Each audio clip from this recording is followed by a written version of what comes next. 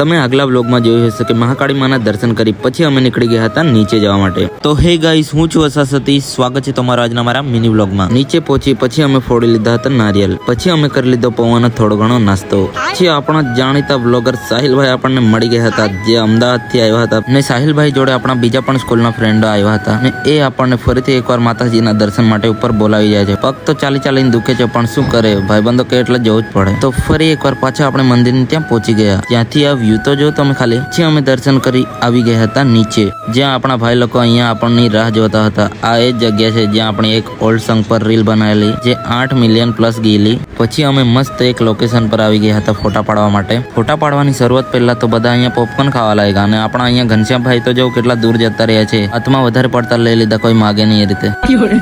અહીંયા ફોટા પાડી બધા ભાઈ લોકો નીચે જવા માટે નીકળી ગયા। પછી આવી થોડા ઘણા અહીંયા સિનેમેટિક શૂટ લીધા। પછી હજુ એક જગ્યા હતી જ્યાં અમે એક્સપ્લોર કરવા માટે બધા જ જઈ રહ્યા હતા। ત્યાં શું થયું તે હવે પાર્ટ 3 માં જોઈએ।